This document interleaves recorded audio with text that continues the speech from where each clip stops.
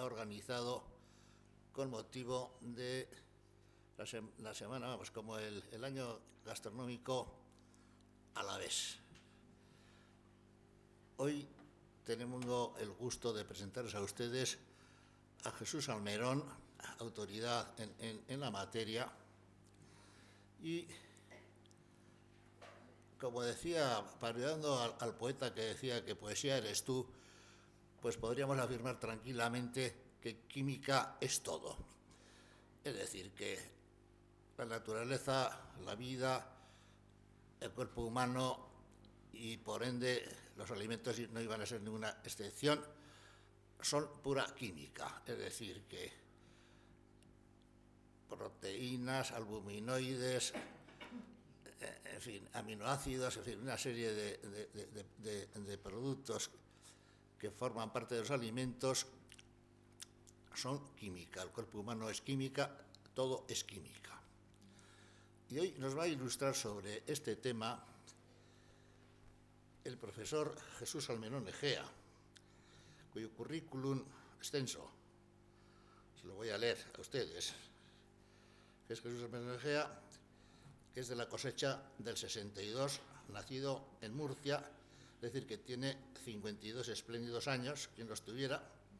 Es doctor en veterinaria por la Universidad de Córdoba, es inspector del Cuerpo Superior Facultativo Veterinario, es profesor de la Universidad Pública de Navarra, profesor de la UPV desde 1990, director de calidad del Laboratorio de Análisis Sensorial de la UPV, acreditado por ENAC, director de calidad del Laboratorio de Análisis del Gluten de la UPV, director del Departamento de Farmacia y Ciencias de los Alimentos de la UPV, autor de decenas de artículos científicos internacionales, nacionales y de divulgación en ámbitos diversos de la bromatología. Es decir, que más no se puede pedir a este currículum. Y para terminar el currículum hay una anotación que hace él, dice: además, en casa yo hago la compra y yo cocino, que es lo mejor de mi currículum.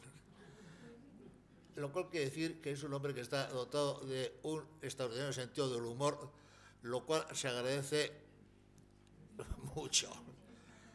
Y sin más, no quiero ser un pelmazo, les dejo a ustedes en manos de nuestro ponente, que nos va a hablar de este tema tan interesante. Después de la conferencia, en el momento que quede, pues se establecerá un coloquio. Si alguien tiene alguna pregunta que hacer, como siempre, habrá alguien y el profesor Salmerón les contestará cumplidamente. Muy bien, pues nada. Gracias. Hasta luego. Bien, pasamos sin dilación al tema.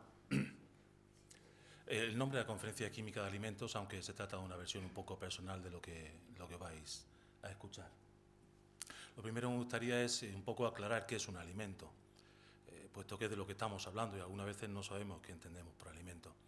El alimento es cualquier cosa, cualquier sustancia, cualquier producto, de cualquier naturaleza, sea sólido o líquido. Por eso algunas veces cuando hablamos de alimentos y bebidas lo decimos mal, porque las bebidas en sí también son alimentos.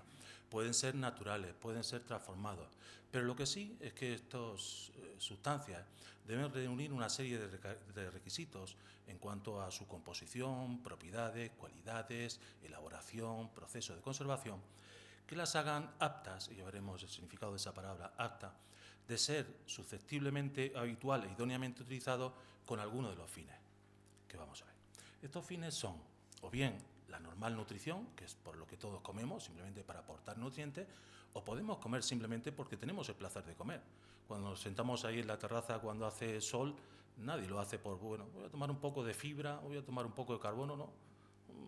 Porque me apetece tomar una cerveza, un vino, lo que sea, simplemente por el placer de tomar unas aceitunas, unas patatas fritas, lo que llamamos el fruitivo, el placer, que en algunas ocasiones pues puede ser problemático porque a la gente le gusta mucho comer, y algunas veces, decía esta mañana en el correo un artículo de la Sociedad Landazuri, dice: comer hasta enfermar, ayunar hasta sanar.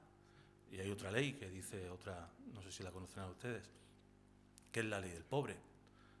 ¿No? Antes reventar que sobre, que viene a ser algo parecido. Pues en esos casos puede ser un problema. Y también son alimentos, no lo olvidemos, todos aquellos productos que utilizamos en la dieta de regular peso, de alimentos para enfermos, gente que tiene problemas y está en el hospital, las leches maternizadas, todos esos son también alimentos, aunque se utilicen en ocasiones muy concretas. Quiero establecer la diferencia un poco clara en lo que es la alimentación y la nutrición. La alimentación se trata de proporcionarnos alimentos. Y en esos alimentos, por supuesto, lo que hay son nutrientes. Esos nutrientes forman parte de la nutrición. Bien, esos nutrientes que habitualmente clasificamos en macronutrientes, micronutrientes, orgánicos, inorgánicos, proteínas, lípidos, hidratos de carbono, minerales, vitaminas o incluso solamente el agua, deben ser aportados mediante la dieta en una cantidad, en una proporción debidamente equilibrada y suficiente para que den lugar así a lo que llamamos la dieta equilibrada. Esto va a ser fundamental entenderlo, puesto que si la alimentación la podemos educar y es voluntaria, la nutrición que aporta esos nutrientes que va al metabolismo no lo podemos educar, no la podemos modificar. Nadie cuando se mete un pedazo de tocino en la boca y pasa al estómago le dice: oye, estómago, grasas saturadas por aquí, insaturadas por allá, no me absorbas absórbeme. No, te lo has comido y ya te lo has comido, no tienes. Lo que tienes que educar es qué te metes en la boca, pero una vez que te lo has metido en la boca, eso ya no tiene solución. Entonces, influimos en la nutrición a través de la alimentación, que sí es la que hay muchas formas de alimentarse y en la que tenemos que educar, puesto que es el acto consciente y voluntario, pero solamente hay una forma de nutrirse. Los alimentos están hechos para comerlos, es decir, la primera característica que debe tener un alimento es su comestibilidad. Le ruego que perdonen algunas faltas que pueden aparecer en las diapositivas. Hemos tenido un problema informático y no leí el archivo, hemos tenido que hacer algunas correcciones y está todo un poco de desbarajuste. No es lo que yo habría preparado, pero bueno, salimos del paso. Decía que la comestibilidad es el requisito fundamental que se le pide a un alimento, y dentro de esa comestibilidad el factor fundamental es que sea apto para el consumo, la aptitud para el consumo. El que sea un alimento apto para el consumo no es simplemente que lo vendan, que haya pasado una serie de controles, sino que es fundamental que el consumidor es el consumidor el que va a elegir qué es lo que va a considerar un alimento o no es un alimento, ¿de acuerdo? El principal criterio que utiliza el consumidor para considerarse un alimento o no es un alimento es que este sea inocuo, es decir, que no le produzca un daño. A lo largo del desarrollo de la humanidad, nosotros hemos ido decidiendo qué es un alimento o qué no es un alimento. Aquello que probábamos, lo comíamos y al día siguiente nos dolía el estómago, o incluso la persona moría, pues decíamos: oye, de eso no hay que comer, que lo comió un fulanito, y hemos ido seleccionando las cosas que llamamos alimentos de lo que consideramos que no son alimentos. Pero aparte de eso, con el paso del tiempo y aprendiendo lo que es la enfermedad y la salud, el bienestar, no solamente tomamos alimentos que no nos produzcan daño, sino que vamos buscando aquellos alimentos que nos proporcionen más nutrientes, más energía, más elementos plásticos, es decir, que sean sanos. Hoy en día la salud no solamente es considerada como antiguamente la ausencia de enfermedad, sino que hoy en día la salud va más allá, es un estado de bienestar físico, psíquico, social, ¿de acuerdo? Entonces, no solamente en muchos casos, como veremos, vamos buscando la presencia en los alimentos de nutrientes, sino de otros factores que consideramos sean saludables. Esa elección del criterio sano e inocuo y otros que veremos se realiza a través de la información que recibimos de los alimentos. Hoy en día prácticamente todos los alimentos vienen con etiqueta. Por lo tanto, nos dicen qué son, de qué están hechos, para qué se utilizan. Y es fundamental el que conozcamos cuál es el origen, es decir, de dónde se obtienen y cuál es su naturaleza, de qué están hechos, a la hora de decidir si los consumimos o no los consumimos. Por supuesto que hay otros factores del propio individuo, como es la necesidad, es decir, el propio hambre. Si tengo hambre me como las piedras. Si simplemente tengo apetito, ya selecciono un poco más lo que quiero. O si hay una adaptación fisiológica, hay cosas que nos sientan bien, que nos sientan mal, e incluso hay factores del medio, religiosos, culturales, socioeconómicos. Bueno, en determinadas religiones o en determinados momentos, de algunas religiones, de algunas sociedades, pues comer carne de cerdo no está bien visto, o comer carne simplemente, o etc. Entonces son muchos los factores que intervienen en ese aspecto. Bien, esta comestibilidad llevada a un grado más alto es lo que conocemos calidad. Es decir, todo lo que consideramos que podemos comer, luego hay uno que decimos, bueno, este es mejor, por una cuestión, porque es más barato, porque aporta más nutrientes, porque aguanta más, por lo que sea. Esa calidad de un producto cuando se pone en el mercado no es la misma calidad que cuando pasa el tiempo. Es lo que llamamos vida útil, el tiempo que el producto permanece en el mercado. Tiempo útil que se puede expresar como consumo preferente si lo único que hace es perder calidad. El producto se puede seguir consumiendo. Pero como las patatas no me van a producir daño, pero ya no están crujientes, pueden estar un poquito rancias. Diferente de la caducidad, que te dice, oye, a partir de hoy, si te lo comes, allá tú. Lo digo por el ministro, que ha cambiado la ley, coló la pata y luego dijo, antes que sacar la pata, yo cambio la ley. Ya sabéis que los yogures ahora ya no tienen fecha de caducidad, aunque los fabricantes de yogur dicen que no se baja en burro, que ellos siguen poniendo fecha de caducidad. A otra gente dice que no cumplen la ley y la meten en la cárcel. El señor ministro dice que se comen los productos caducados y no pasa nada. Pero bueno, eso es cosa de cada uno. Cuando las cosas se colocan, por algo será. Bien, para hacer que esta vida útil de los alimentos sea lo más extensa posible, puesto que los alimentos en muchos casos tienen una periodicidad, una época en la que aparecen, hay, no hay, o duren más tiempo, nosotros lo que hacemos es someterlos a procesos de conservación o tratamientos culinarios, tecnológicos, ¿de acuerdo? Haciendo que esos alimentos, en función de su composición, de su estructura, de su funcionalidad, mantengan durante el máximo tiempo posible esa vida útil. Claro está, cuando nosotros aplicamos esos tratamientos a fin de evitar los procesos de alteración o contaminación, de forma inherente ese tratamiento supone cambios. Cambios que en unos casos son beneficiosos, porque el alimento se vuelve más mejor, adquiere sabores. No digamos, por ejemplo, cuando cocemos el pan y viene la barra de pan y dice, ¿dónde está la punta? Me la he comido, que está muy rica, ¿no? Ese tratamiento hace que el proceso, no solamente eso, sino que es más digerible en muchos casos y también la calidad sanitaria es mejor. Pero también esos tratamientos suponen en muchos casos cambios perjudiciales. La propia costra del pan en realidad es una reacción de Maillard, un proceso en la que se produce una condensación aldólica entre azúcares reductores, aminas, y produce sustancias que no son del todo, digamos, saludables. Pero bueno, ahí están, son inevitables, debemos controlarlas y en muchos casos establecer las tolerancias. Bueno, vayamos entrando un poco, ya les decía que hay pequeños defectos como consecuencia del programa informático. ¿Por qué un alimento deja de ser comestible? ¿Por qué lo que decíamos era comestible o no podía comer? ¿En qué circunstancias? No me lo puedo comer. Las principales causas suelen ser la propia alteración del alimento, modificaciones internas de sus propios componentes, la contaminación, la llegada de sustancias extrañas del medio al alimento, sustancias que el alimento no debiera tener, pero que sí aparecen allí, como consecuencia de los tratamientos, de la contaminación ambiental. Pensamos en muchos casos que las sustancias malas que tienen los alimentos son precisamente esa contaminación, pero no, también hay alimentos que por su naturaleza tienen sustancias, que están allí, que la naturaleza la ha puesto, que tienen su función, pero que para nosotros no son buenas, ya las iremos viendo. Y puesto también lo que hablábamos antes, durante el propio procesado de los alimentos en la industria o en la propia casa, la cocina no deja de ser en sí una industria donde trabajamos con los alimentos, los calentamos, los enfriamos, los partimos, pues también hay una serie de cambios que pueden ser importantes. Bien, vamos a ir viendo poco a poco. Las alteraciones son de tres tipos: físico, químico y biológico. Las que nos interesan hoy aquí más, pues estamos hablando de químico, son las de este tipo. Bien, cambios, modificaciones, que no siempre suponen el que el alimento no sea comestible, pero sí que pierde calidad, es decir, es peor con el paso del tiempo. Enzimáticas, no enzimáticas o mixtas. Por ejemplo, dentro de las no enzimáticas está el pardamiento no enzimático, eso que les decía de la corteza del pan, cuando se calienta, es lo que se denomina la reacción de Maillard.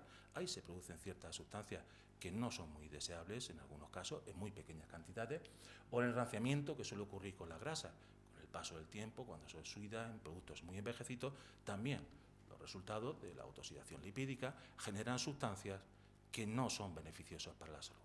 En muchos casos, para evitar estos problemas de reacción de Maillard o de enranciamiento de las grasas, recurrimos a los aditivos. Ya hablaremos también un poco más adelante de por qué, para evitar un problema, tal vez no buscamos otro. En cuanto a las sustancias que más contaminan los alimentos, son muchas. Aquí tenemos algunas de ellas, de las más conocidas. Los productos fitosanitarios, los propios abonos, los herbicidas, plaguicidas, molusquicidas, insecticidas, rodenticidas, todos los IDA, los que combaten las plagas. Bueno, podemos pensar, ¿qué necesidad tenemos de todas esas sustancias que contaminan el medio, que contaminan los alimentos, que pueden llegar a nosotros? Bueno, son sustancias que están muy estudiadas, no cualquier sustancia. Se considera que aproximadamente de cada 140.000 sustancias que se estudian, solamente una pasa los controles, y al final esa sustancia que se convierta en nuestros productos le supone a la industria un desarrollo de en torno a unos 200 millones de euros. Son sustancias que están perfectamente estudiadas, están controladas. ¿A qué se puede echar? ¿Cuándo se puede echar? ¿Cuánto tiempo de espera desde su utilización? Hay que suponer que la población mundial desde el 2000 al 2025 se va a incrementar un 50%, vamos a pasar de 6 millones de personas a 9.000 millones. Hay que incrementar la producción prácticamente de alimentos en un 50%. Si no utilizamos esta sustancia, la mitad de la producción se perdería. Nada más que por la cuestión de los hongos, se supone que hay una pérdida en cereales a nivel mundial, que es la base de la alimentación, que viene a ser de cerca de un 20%. Hay que dar de comer a mucha gente. Y lo primero de la seguridad alimentaria, de la definición de seguridad alimentaria, es que todo el mundo disponga de alimentos. Si hay otro concepto de seguridad alimentaria en los países más avanzados, y que esos alimentos estén en buenas condiciones. Pero lo primero es tener de qué comer. Eso es lo primero. Hay otros productos, no ya en el ámbito de las plantas, sino en lo de los animales que constituyen también nuestra alimentación, que son los llamamos productos de medicina veterinaria. Antibióticos, profilácticos, tranquilizantes, cocidiostáticos, estimuladores de crecimiento, sustancias con acción hormonal, aunque las hormonas hace tiempo que no se utilizan, han sido eliminadas, o los agentes de limpieza y desinfección de las cochiqueras, de los establos, etc. Si todos esos productos no los utilizáramos, prácticamente un 20% de media, unas especies más, otras especies menos, morirían de enfermedad. Pero no solamente que veríamos cómo mermaría la producción de animales, cómo crecerían menos, cómo tendríamos que darles más pienso, sino que esos animales con esas enfermedades las transmitirían también al hombre. No sé, pero las personas que veo aquí, muchos recordarán las fiebres de Malta, ¿no? ¿Actualmente alguien conoce a alguien con fiebre de Malta? Tal vez sí, pero antes era algo muy habitual. Abortos por brucelosis, pues antes era de lo más habitual, hoy en día ya no se escuchan esas cosas. Eso es gracias a esos avances de la química en el mundo de estas sustancias. Por supuesto que cuando un veterinario aplica un medicamento a un animal o lo que sea, son medicamentos perfectamente autorizados, en la dosis autorizada, y luego, al igual que los productos fitosanitarios, se establece un tiempo de espera. No se puede consumir el animal, no se puede obtener la leche. Hay que esperar a que se eliminen todas esas sustancias. Otro tipo de contaminantes, muy conocido, ya antiguo, prácticamente en mitad del siglo pasado, por la contaminación de casos que ocurrieron en Japón con la industrialización, son las sales de metales pesados, que si el cadmio, el mercurio, el plomo, de las tuberías, etc. No es una contaminación que hoy en día preocupe mucho, sí, a nivel industrial hay una gran contaminación, y no digamos del mar Mediterráneo, donde la contaminación, al igual que en el mar los mares de Japón, pues es muy alta. Está ahí y sigue controlada. Pero, por ejemplo, pues llamo la atención sobre estos productos de sales metálicas, que al igual que muchos productos de fitosanitarios, sufren el proceso de lo que se llama la magnificación biológica. Se echa el producto a la hierba se la come la vaca se la come a nivel del mar, es el pez pequeño, se lo come el más grande, luego se lo come el más grande, se lo termina comiendo el atún. No sé si conocen a ustedes que, por ejemplo, el caso del consumo de pez espada o de atún, de estos peces tremendamente grandes que se han alimentado de otros muchos peces y de los cuales han ido acumulando esas toxinas, ¿de acuerdo? No está recomendado, por ejemplo, el consumo de estos atunes grandes de pez de espada ni para los niños, ni mujeres embarazadas, lactantes, etc. Es decir, hay una normativa que dice que ese grupo de personas más sensibles debieran evitar este tipo de productos. Y bueno, La contaminación radiactiva aquí no está, pero si estuviéramos en Japón, pues sería bastante importante, ¿eh? Después de lo ocurrido en aquello, ¿eh? Siempre debemos de tenerlas ahí. Si decíamos que hay alteración de los alimentos que producen sustancias tóxicas, si hay contaminantes que llegan, que no debieran llegar, no olvidemos que también en los alimentos hay muchas sustancias que por sí pueden afectar a la salud. Sustancias que están presentes en un alimento de una forma natural. Son lo que llamamos los tóxicos naturales. Muchos de estos alimentos nosotros los hemos eliminado de nuestra dieta, porque entre el consumirlo y la reacción negativa a enfermedad ha habido una relación directa y los hemos eliminado. Pero hay otros alimentos en los que después de consumirlo, esa enfermedad no se produce, no es evidenciable, y los hemos seguido manteniendo, ¿eh? Por ejemplo, la solanina. La solanina, un grupo de sustancias, alcaloides, alfa-chaconina, etcétera, que se producen en las patatas verdes. Por eso siempre recomendación, patatas verdes, no consumirlas. O pelarlas mucho, porque la gran cantidad se acumula en la superficie. Pero es uno de los factores de riesgo de los que se habla, originarios, por ejemplo, de la espina bífida. O, por ejemplo, la glicirricina,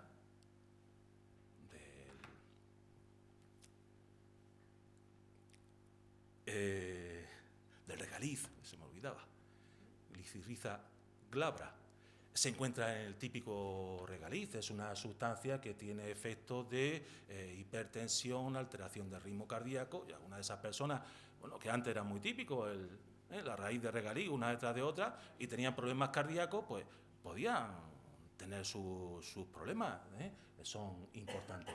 Y no hablaremos ya de toxinas de origen marino cuando hablan de la marea roja, que no hay que coger mejillones, o por ejemplo de las setas, todos los años, por mucho que se repite, que no hay que comer setas, si no las conoces muy bien, si no han pasado, pues todos los años hay trasplantes de hígado, o personas que mueren, porque son toxinas tan potentes que en muy pequeña cantidad. Bueno, yo es que le he echado un ajo y no se ha puesto, le he echado la cuchara de plata, aquello que se hablaba, todas esas cosas que se cuentan, pero que no sirven de nada. Y cada año, a pesar de todo, seguimos cayendo en la trampa de las setas. Hay otras sustancias en los alimentos que no son muy beneficiosas, por sí no son tóxicas, pero lo que sí hacen es interferir la asimilación de otros nutrientes. Nutrientes que pueden ser proteínas, pueden ser hidratos de carbono, pueden ser vitaminas, pueden ser minerales, Son lo que llamamos los antinutrientes. Por ejemplo, pues aquí de lo que puedo hablar del ácido fítico, por ejemplo, los fitatos que secuestran las cubiertas de los cereales, se encuentran mucho en el salvado.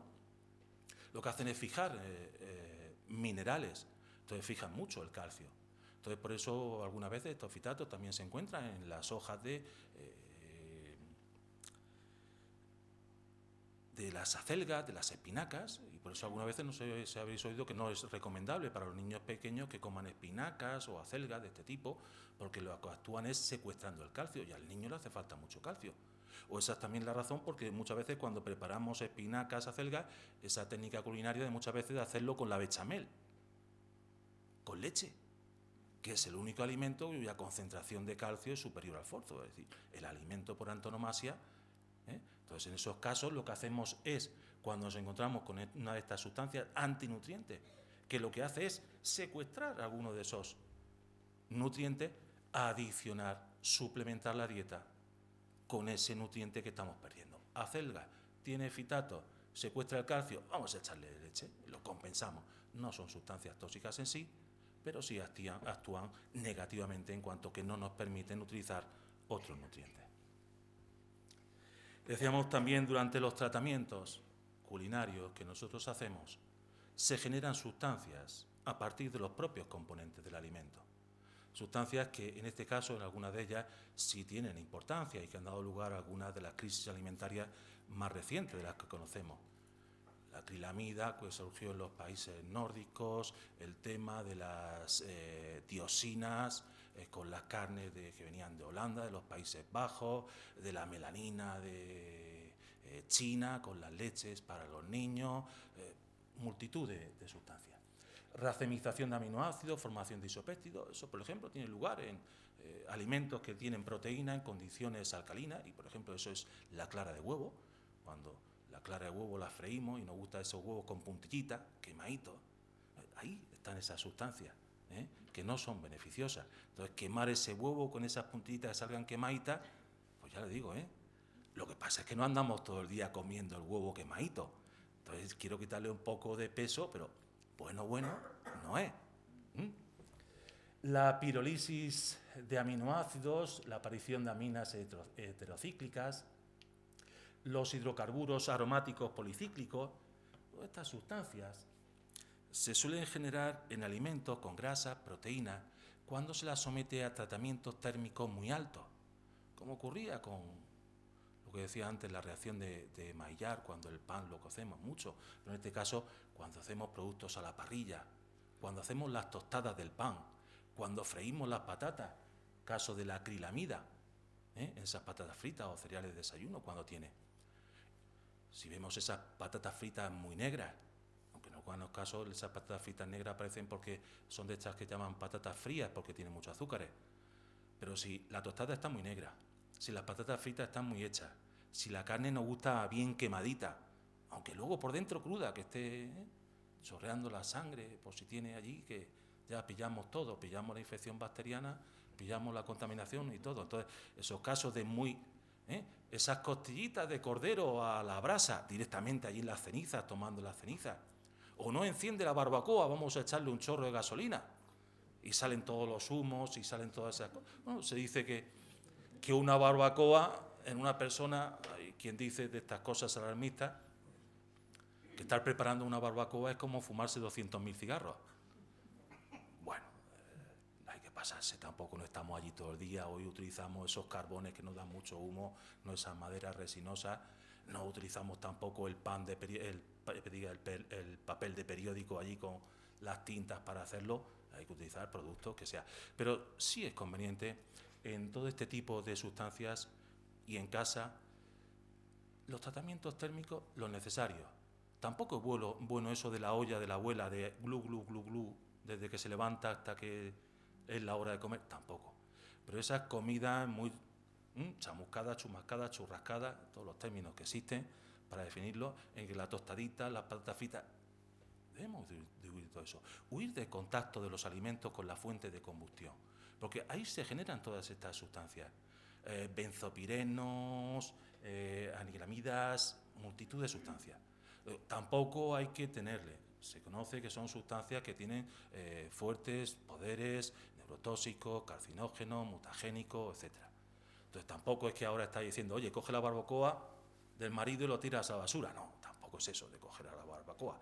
Pero siempre que podamos huir de ese tipo de productos en los que el tratamiento térmico sea muy intenso, dure mucho, con esa grasa que va chorreando, cae en la brasa, se enciende, salen los humos negros, la freidora. Como tengo freidora que llega a 190 allí, a 190, que se note que tengo freidora. Tampoco es bueno estar allí con eso. Entonces, siempre es recomendable, es fundamental, seguir estas pautas que les he ido diciendo. En muchos casos, las sustancias que encontramos en los alimentos no afectan a todos por igual. Yo lo he comido y a mí no me ha pasado nada. Bueno, eso ocurre como las intoxicaciones. Generalmente una salmonela suele afectar a niños y ancianos, los que tienen el sistema inmune más deficitario, ¿no? Pues igual ocurre con muchas sustancias, no afectan a todo el mundo por igual. Está el tema de los alérgenos y antígenos. Ahora con el tema de anisakis que ha salido también de la crisis, parece que no ha habido nunca anisakis en los boquerones, parece que es que ahora nuevo, pero bueno, lo han sacado en el periódico y ahora se ha puesto de moda, con lo cual allí están las pescaderías que no venden boquerones, ¿no? Pero vamos, que eso ha estado ahí toda la vida. Si sois amas de casa, amos de casa y preparados, perlitas, merluza y todo, os los habréis encontrado más de una vez. Hay que congelarlos o hay que calentarlos bien calentados para que mueran, pero no así. Hay reacciones alérgicas. Algunas personas que muerden una castaña, los frutos secos. Hay un listado de sustancias que hay que informar en los alimentos. Si tienen pescado, marisco, si tienen leche, si tienen huevo, si tienen frutos secos, si tienen legumbres como los altramuces, las hojas, los cacahuetes, si llevan apio. Todo eso son sustancias que generalmente actúan como alérgenos para muchas personas. Y hay un listado oficial en el cual todos esos productos hay que indicarlos. Tal vez donde los conocéis son estos potitos, los alimentos para los bebés, en los cuales se va diciendo, oye, poco a poco el gluten, el pescado, el huevo, vamos introduciendo para que no surjan estos problemas de alergia tempranamente. Luego están las intolerancias. Pues yo últimamente no tolero la lactosa. Hasta hace 4 días tomaba leche y no tenía ningún problema. Y no sé qué me ha pasado de hace 4 días para acá que me tengo que pasar la leche sin lactosa. Pues bueno, pues oye, que gracias a Dios hay multitud de productos de leche sin lactosa. Ya existe la tecnología, que igual que el café descafeinado, leche sin lactosa y lo que sea, sin lo que sea. Y gracias a Dios tenemos una gran variedad de productos con los cuales podemos seguir tomando sin que nos aparezcan estos problemas. Errores innatos de metabolismo, y no digamos, aquí estaréis muchos, que al cabo del día tenéis que esta noche rellenar el pastillero. Y habrá que mirar qué dice el prospecto de los medicamentos. Y que no hay que tomar esto, que no hay que tomar lo otro, que esto no es, que no coma, también os habrá dicho el médico. Entonces, muchas personas, ciertos alimentos, pueden actuar contra antiinflamatorios, contra hemaglucinémicos, contra multitud. Entonces, hay ciertos alimentos que los cuales o tienes prohibido o hay que llevar su cuidado. Cuando hablamos de contaminantes, de sustancias malas en los alimentos, siempre sale los aditivos. Aditivos. Aquí está el coco. Ay, que esto tiene aditivos. Pues gracias a Dios están los aditivos. Si no estuvieran los aditivos, allí no los veríamos. Si no estuvieran los nitratos y nitritos, más de alguno aquí no estaría presente porque estaría ya, que cogió un botulismo y difícil solución tuvo. Es decir, hoy en día los aditivos, que son cualquier sustancia que en sí no es un alimento ni es un ingrediente, que forma parte del alimento, pero como veremos son sustancias bastante seguras. Siempre pensamos en aditivos como sustancias artificiales, alguien que se la ha ideado en un laboratorio. Pues sí, hay aditivos de ese tipo. Pero hay otros aditivos como el rojo cochinilla. ¿Por qué se llamará rojo cochinilla? Porque lo sacan de una cochinilla, de la que viven los cactus de allí de Canarias que lo hacen y tiene ese color, o otro de los moluscos, otro. Hay multitud de sustancias que también son completamente naturales, obtenidas de vegetales, o las podemos obtener de microorganismos. El que sean sintéticas o el que sean naturales no quiere decir que sean buenas o que sean malas. Volvemos al tema de las setas. Son muy naturales, pero también son venenosas. ¿Qué tipo de aditivos tenemos? Pues fijaros la lista, y aún falta, no hay espacio y lista. Pero fijaros por qué empieza. Colorantes y conservantes. Típica etiqueta del alimento. Libre de colorantes y conservantes. Y ya te piensas, es que no tiene aditivos. No, perdona, no tiene aditivos, no. No tiene estos 2 aditivos, que como siempre son los primeros en la lista y siempre son los que más conocemos, pues no tiene de eso, pues ya no tiene de ninguno. Pues no. Ya veis que la lista es tremenda. Y bueno, algunos diréis, bueno, ¿y un estabilizador de la espuma para qué? Hombre, pues cuando llegue el pobre camarero y tire de la cerveza, no se le llene todo de espuma. No nos gusta tomar un vaso de espuma, pues. ¿Y los colorantes? ¿Para qué son importantes los colorantes? ¿Es necesario el colorante en un yogur? Sí, no, podemos debatirlo. Pero si le ponemos a unos niños unos yogures y no tiene color y no tiene sabor de fresa o no está, se lo va a comer Rita la cantadora. ¿Y qué prefiero? ¿Que el niño se tome un poco de colorante, que están estudiados, que son seguros, que no hay ningún problema, o que no se tome el yogur? Bueno, ahí ya cada uno saca las conclusiones que podamos ver. Pero tened en cuenta que cuando se utiliza un aditivo es porque hay necesidad de ese aditivo. No hay posibilidad de utilizar otra tecnología. Antiguamente era muy típico, oiríais hablar de que a la leche se le echaba agua oxigenada para conservarla. Algo que se hacía. ¿Por qué? Porque no en todas las granjas tenían allí un aparato frigorífico, una caldera que ordeñada la vaca, la oveja, permitiera bajar la temperatura y mantener la refrigeración. Pero hoy en día sí. Pues el agua oxigenada está prohibida. ¿Por qué? Porque existen los frigoríficos para mantener la temperatura baja, porque existe la pasteurización, porque existen muchos medios. Pero hay otros casos que no. El chorizo, el salchichón, como lo cueza, ya no son lo que son. Entonces, la única forma de conseguir que no crezca Clostridium botulinum u otras bacterias tremendamente peligrosas y que han causado muchas muertes en conservas y productos añejados, pues es añadir estas sustancias. Ahora, eso sí, esas sustancias ya veremos que no deben representar ningún peligro para el consumidor. ¿Por qué? Porque han superado multitud de pruebas toxicológicas. Se calcula que entre 2 y 10 años lleva a desarrollar un nuevo aditivo. Superar todas las pruebas agudas, crónicas y de cualquier tipo. No todos los aditivos se pueden utilizar en todos los alimentos, ni a cualquier dosis. Está perfectamente establecido qué aditivo, en qué alimento y en qué cantidad, para que no aumentemos lo que se llama la dosis diaria admisible, es decir, la cantidad de sustancias que tal vez sí sería mala. Sí, hay aditivos que son malos, sí. Hay aditivos que no tienen ningún problema. La propia vitamina C es un aditivo, como acidulante. Pero nitrato y nitrito son malos, pues sí. Butilisotolueno, butilhidroxanisol, que se utiliza para evitar el ranciamiento de la grasa, ¿son buenos? Pues no. Pero si los tomáramos en cantidades muy grandes, pero en la cantidad en la que van en el alimento y teniendo en cuenta la cantidad de ese alimento que solemos tomar, no hay problema.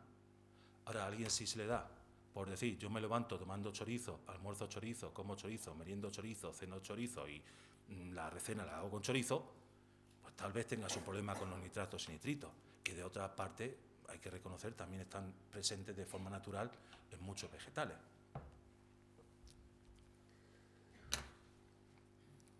Si hemos estado hablando hasta ahora de sustancias de ese aspecto del inocuo que producían daño, también decíamos que hay otras sustancias en el alimento que deben ser beneficiosas, saludables. Pero algunas están en cantidad o en la forma que no son las más deseables. La Agencia Española de Seguridad Alimentaria pues establece que dentro de las 3 sustancias que encontramos en los alimentos cuyo consumo está siendo excesivo y que debiéramos controlar, están los azúcares, la sal y la grasa saturada. Son de esos 3 productos que no son malos, pero sí, si se toman en cantidades excesivas, pueden tener efectos perjudiciales para la salud. No son veneno, como ahora veremos, aunque alguna gente lo llama veneno, pero hay que controlarlos un poco. Mira, la grasa. Siempre hemos oído hablar de grasas saturadas, grasas monoinsaturadas, grasas poliinsaturadas, las grasas trans. Lo primero es que consumimos mucha grasa. Deberíamos reducir el contenido de grasa, la cantidad de energía que aportamos con la grasa es muy grande. Pero siempre hay que guardar una proporción, de tal forma que las grasas insaturadas sean una proporción más grande en nuestra alimentación que las grasas saturadas. Actualmente se supone que las grasas saturadas conforman cerca del 12% de la energía que nos aporta la dieta. Y lo recomendable es que esté por debajo del 10%. Si tomamos grandes cantidades de grasas saturadas, tendremos problemas de colesterol, de sensibilidad a la insulina, de diabetes, de inflamación, aparte de la obesidad, arteriosclerosis, enfermedad coronaria, todo eso. Entonces, a fin de evitar todo esto, que sigue siendo un problema en nuestra sociedad, pues el Estado lo que pretende es reducir el contenido de grasas saturadas que consumimos. ¿Quiénes aportan estas grasas saturadas? Pues fijaros, los quesos aportan un 16% de la grasa saturada que consumimos, los embutidos, la leche, los postres lácteos, los productos de bollería, pastelería, repostería, las carnes que habitualmente se llaman rojas, pero bueno, esas carnes que son muy grasas, que tienen mucha grasa, y los aceites vegetales. Los aceites vegetales, ¿no? Se supone que los aceites vegetales son buenos, las grasas animales malas. No, eso de animal malo, vegetal bueno, no siempre se cumple. Dentro de las grasas que dividimos en grasas animales o vegetales, dentro de las grasas animales tenemos las mantecas o los sebos de los rumiantes, y dentro de las vegetales tenemos tan buenas como el aceite de oliva, oliva virgen, virgen extra, orujo, aceituna, de todo tipo, de las semillas, girasol, maíz. La colza ya no, porque los más antiguos recordarán el síndrome de la colza. La colza no tenía problema ninguno, en aquello que sucedió. Murieron, se considera que indirecta o directamente, más de 4.000 personas, más de 20.000 afectados. Tal vez los jóvenes no acordarán de aquello, pero la colza no tuvo ninguna culpa. Fue una sustancia de una grasa de camión que se le metió a aquello, se desnaturalizó y ocurrió lo que ocurrió. Aunque algún catedrático en aquellos momentos se inyectó en vena el virus de la colza, ¿no? Luego se supo que aquello no tenía. ¿Pero qué ha hecho? Pues que en nuestro país, a diferencia de países nórdicos, la colza prácticamente no la consumamos. Y luego están lo que llamamos mantecas vegetales. Esas grasas de palma, palmite, coco y tal, que sí, que suelen ir en muchos productos de estos de bollería. Dan una sensación muy buena, una textura muy buena, pero son grasas tremendamente saturadas. No llevan colesterol, no, pero son grasas saturadas que sí promueven la acumulación posteriormente de colesterol, como hemos visto antes. Luego, no todos los vegetales malos. Hay que indicar siempre que veamos en esa etiqueta aceites vegetales, yuyu. Yuyu, ¿por qué? Porque si fuera de girasol o de oliva me lo pondría. Si ponen nada más que aceites vegetales, vamos a empezar a tener cierta cuidado. Pero si el de oliva lo conocemos, tal vez no todos conozcáis el girasol. El girasol, a similitud del maíz, algodón, aceites refinados, son grasas poliinsaturadas. Sin embargo, hoy en día tenemos una variante de girasol, que tal vez lo habréis oído, que es el girasol especial para freír. Ese girasol especial para freír es un aceite de girasol que, a diferencia del maíz, algodón, colza, que tienen muchos ácidos grasos poliinsaturados, lo que tienen son monoinsaturados. Y su comportamiento es muy parecido al aceite de oliva. Soporta mucho mejor la fritura, las temperaturas altas y los altos tiempos de cocción.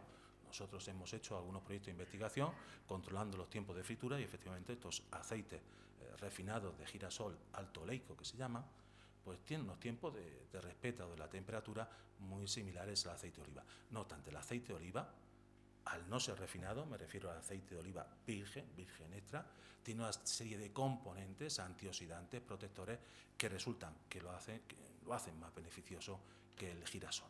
Pero claro, hay una diferencia económica tremenda entre el precio de uno y el de otro.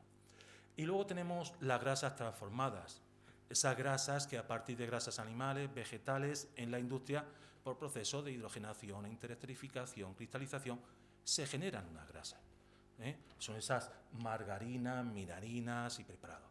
Ahí en ese tipo de grasas, lo que ha ocurrido durante muchos años, puesto que no se conocía muy bien la técnica, es la aparición de lo que se llamaban las grasas trans, que también eran muy malas. Y muchas veces habréis oído, este producto está libre de grasas trans. Bueno, hoy no se considera las grasas trans un problema trascendental de salud en nuestro país. Los niveles de grasas trans, gracias a las nuevas tecnologías, prácticamente la inmensa mayoría de alimentos están por debajo del 1% y en algunos prácticamente a niveles del 0%. Entonces ya no nos preocupa tanto. La sal. Uy, la sal. Qué mala es la sal. Titulares últimamente estos titulares son los últimos que hace 2 días os podéis encontrar en los periódicos. La sal, una droga tan adictiva como la cocaína. Voy a poner un puesto de sal. Cardiólogos advierten de riesgo de adicción a la sal. Uy, me voy a volver adicto. Esto ya, la sal, mal asunto, mala. Bueno, sí es cierto que la sal constituye un problema de salud pública hoy en día. Consumimos el doble, más del doble de la sal de la que debiéramos. Más de 10 gramos al día, cuando lo normal es que estuviéramos por debajo del 5. Pero claro, la solución en muchos casos que decimos es, no le eches sal a la sopa, no le eches sal a la carne. Sí, hay que entender a reducir el contenido de sal de lo que le echamos a la comida. Pero la inmensa mayoría de la sal que hoy en día tomamos, depende de cada uno, el tipo de dieta que tenga, prácticamente la mayoría es lo que llamamos sal oculta. Es decir, esa sal que no vemos, que ya viene en el producto que nos han preparado. Los productos cárnicos, los embutidos, los quesos, los propio pan. La verdad es que se ha hecho mucho esfuerzo con las industrias. Los panaderos han reducido mucho el contenido en sal.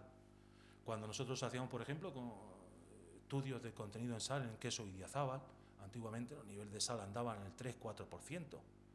Hoy en día andan en el 2% prácticamente.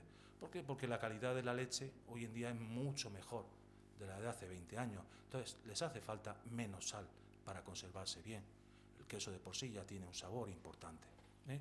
Pero siempre recordemos que es esa sal que no vemos, esa sal que ya viene en los productos, y por eso, siempre que tengamos que reducir nuestra dieta en sal, recurrir a esos productos que dicen bajo en sal o libre de sal, ¿eh? Tal vez logramos unos efectos más beneficiosos que decir en casa, no le echo sal a nada. Hombre, no echarle sal a nada tampoco, pero sí la costumbre de ir bajando los niveles. Jugar con las especias es fundamental.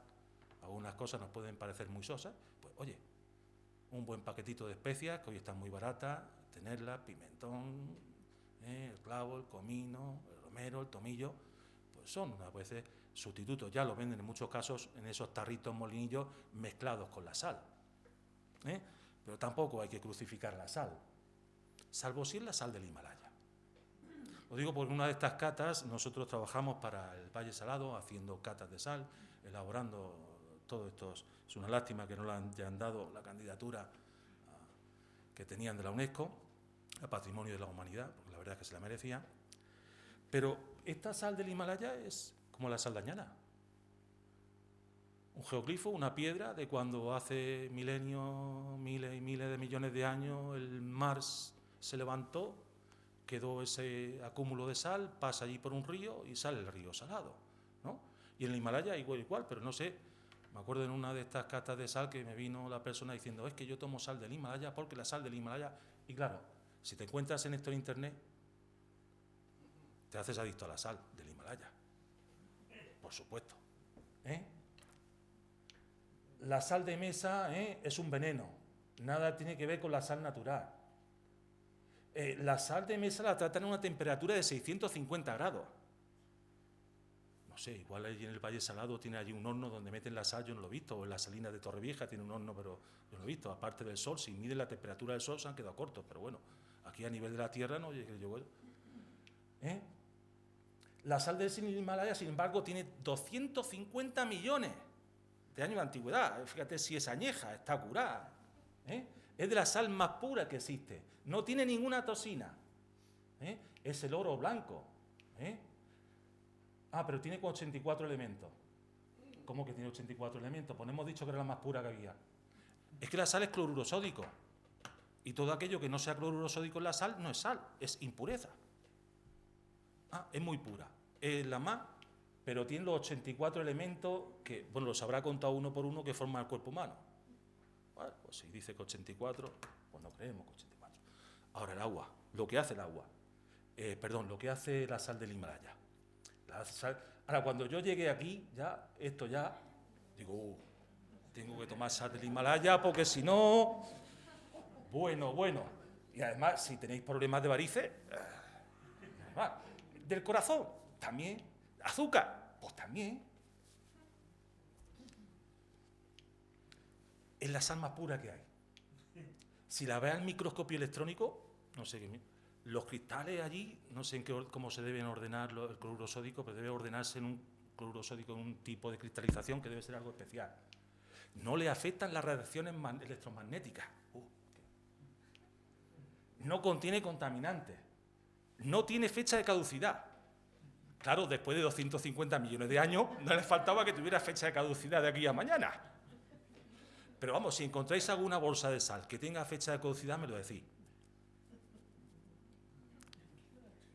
Te va a la casa de la montaña que hace 20 años que no has ido y dice, oye, sal, sin problema. Y dice, un chorizo. Y dice, no, chorizo no. Pero sal, no sé qué fecha de caducidad.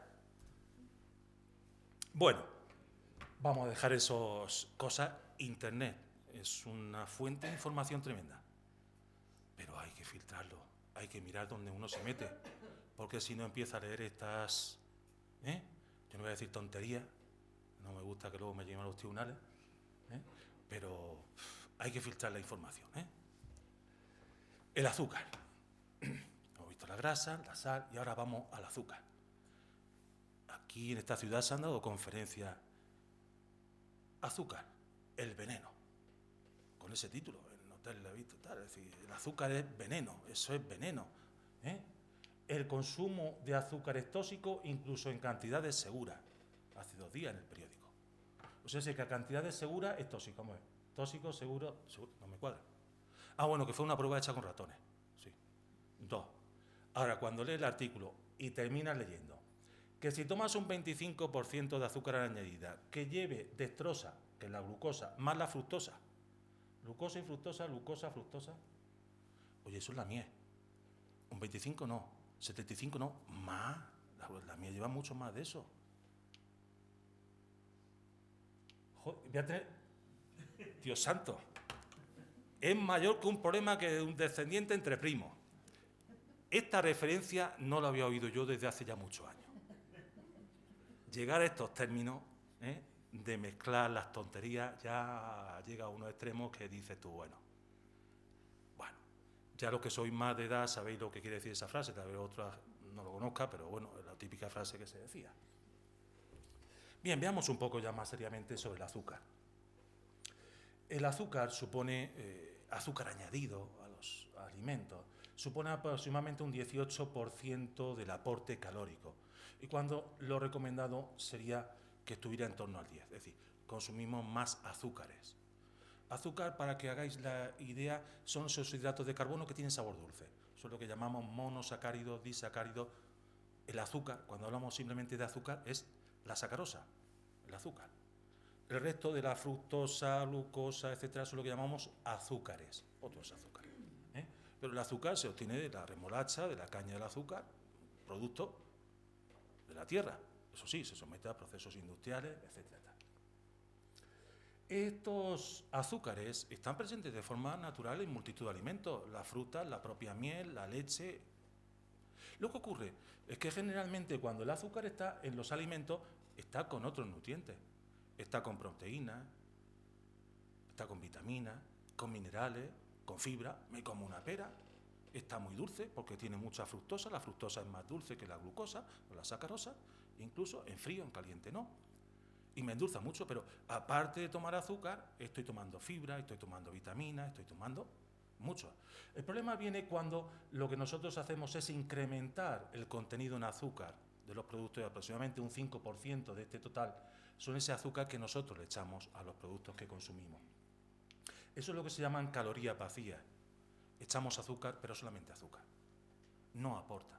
Es decir, no es que el azúcar sea mala, volvemos al asunto, el azúcar no es mala. El problema que tenemos es que solamente estamos dando energía, y no estamos acompañándola de los otros elementos que debiera haber en un alimento. Y siempre la culpa se lo echamos ¿a quién? A los refrescos. Sí, es verdad que los refrescos tienen en torno a un 10% de azúcar, lo cual en un litro de Coca-Cola, que un niño en una sentada, en una comunión, en un festín, se puede meter entre pecho y espalda un litro o más de Coca-Cola, pues está tomando más de 100 gramos, son unas cuantas cucharadas soperas de azúcar, no es bueno. En las leches fermentadas y en los postres, en los productos de bollería y pastelería, en los zumos y néctares, en el propio chocolate, aunque cada día tendemos a utilizar chocolates más de tipo negro, con menos azúcar, nos gusta más. Pero llama la atención, por ejemplo, zumos y néctares, de esos productos que generalmente no decimos que sean tan malos como los refrescos.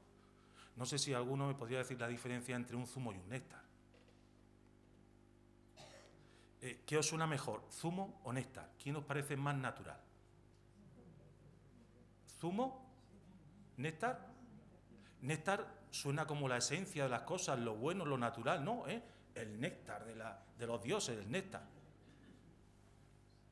Siempre decimos que los zumos no son buenos en cuanto que al momento de prepararlo, a diferencia de la fruta, estamos perdiendo componentes y fundamentalmente fibra.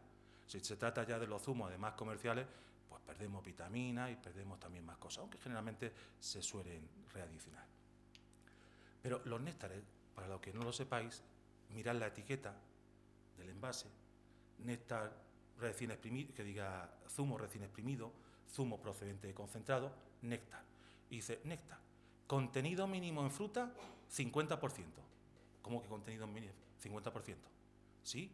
Es que un néctar es un zumo al que le he echado agua y azúcar.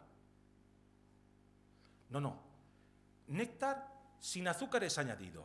Porque como dicen que el azúcar es malo, yo te vendo un néctar que no tiene azúcares añadidos. Es decir, si el néctar era zumo con azúcar y agua, le quitamos el azúcar, nos queda el agua. La próxima vez que tengáis invitados en casa y tengáis la botella de zumo a medio, os vais al grifo, la llenáis y decís, hoy néctar, en vez de zumo, ¿no? No hay más, es decir, tengo poco, pues no vamos a tomar zumo, vamos a hacer néctar. Y encima te lo pongo en una botellita de cristal muy bonita, con esos agujeritos, con el fondo, con ese pozo de la fibra, para que se vea que es natural, y te lo cobro al doble precio, ¿no? No suele ocurrir, ¿no? Como va en una cristalita, un botellito muy más natural y tal, pues encima te lo cobro más caro. Hay que ver que consumimos, porque algunas veces nos toman el pelo sin que nos demos cuenta. Tomar el pelo. Ellos no toman el pelo, ellos declaran, lo dicen muy bien. Somos nosotros los que no nos leemos las etiquetas de los productos. No sabemos qué estamos consumiendo. Problemas que ocasionan los azúcares añadidos por el tema de la caries, la propia obesidad, resistencia a la insulina, diabetes, cambios en los patrones lipídicos, aumento de colesterol, muchos problemas. Pero fundamentalmente eso. Ahora, ¿el azúcar es mala? No, el azúcar es mala, ¿no?